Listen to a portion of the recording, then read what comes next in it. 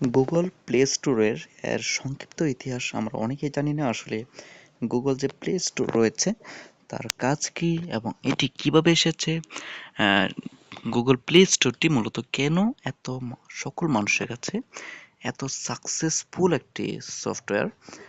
তো এখানে আমরা শুরু থেকে শুরু করব, যে শুরু কোথা থেকে। মূলত 2008 সালে গুগল অ্যান্ড্রয়েড মার্কেট নামে একটি অ্যাপ সেন্টার চালু করে। এটি ছিল শুধুমাত্র অ্যান্ড্রয়েড ফোনের জন্য অ্যাপ ডাউনলোড করার জন্য। মানে হচ্ছে আমরা যে অ্যাপটা ডাউনলোড করি 2008 সালে, যে একটা প্লে স্টোরটি মূলত চালু হয়েছে, সেটা মূলত অ্যাপ ডাউনলোড করার জন্য। পরে 2012 সালে এটি নতুনভাবে সাজিয়ে গুগল প্লে স্টোর নামে চালু করা হয়। তখন থেকে এখানে অ্যাপ, গেম, বই, সিনেমা, মিউজিক সবকিছুই পাওয়া যেতে লাগলো। মানুষ এখন এটার উপর নির্ভরশীল। কারা কাজ করেছিলেন মূলত গুগল প্লে স্টোরে? মূলত গুগলের অ্যান্ড্রয়েড টিমের প্রকৌশলীরা, যেমন অ্যান্ডি রবিন, যিনি অ্যান্ড্রয়েডের সহ প্রতিষ্ঠাতা, এবং গুগলের উচ্চ পর্যায়ের নেতারা এই প্রজেক্ট পরিচালনা করেন।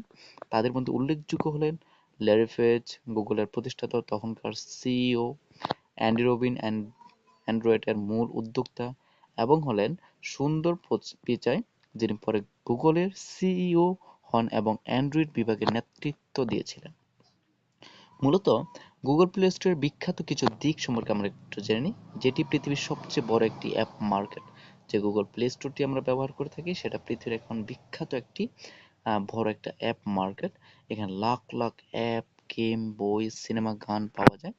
অ্যান্ড্রয়েড ব্যবহারকারীদের জন্য এটি সবচেয়ে গুরুত্বপূর্ণ এবং নিরাপদ অ্যাপ ডাউনলোডের জায়গা। এটি নতুন নতুন উদ্যোক্তাকে অ্যাপ ডেভেলপার আয় করার সুযোগ দিয়েছে।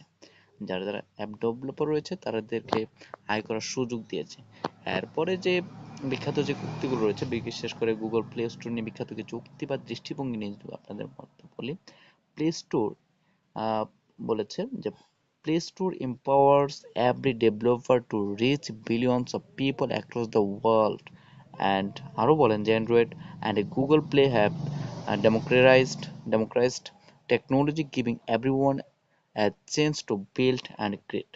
Next, innovation is not about building something for the elite, it's about giving everyone access to tools that change lives. এটা বলেছেন গুগল লিডারশিপ সম্বন্ধে। তো গুগল প্লে স্টোর থেকে শেখার বিষয় মূলত কি? প্রযুক্তি সহজ সবার জন্য মুক্ত করতে হবে, শুধু ব্যবসার জন্যই নয়, মানুষের উপকারের জন্য কাজ করতে হবে। এটা হচ্ছে গুগল প্লে স্টোরের উদ্দেশ্য। এবং এখান থেকে আমরা শিখতে পারি ছোট একটি প্রজেক্ট কিভাবে বিশ্বব্যাপী পরিবর্তন আনতে পারে, তার বড় উদাহরণ হলো একটি গুগল প্লে স্টোর। শেষ কথা যদি আপনাদের বলি, গুগল প্লে স্টোর কোনো এক ব্যক্তির কাজ নয়, এটি ছিল একটি দলের সম্মিলিত একটি প্রচেষ্টা।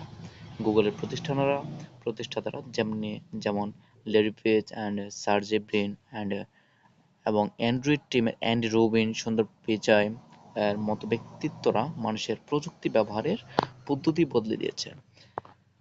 ধন্যবাদ আপনাদেরকে পুরো ভিডিওটি দেখার জন্য।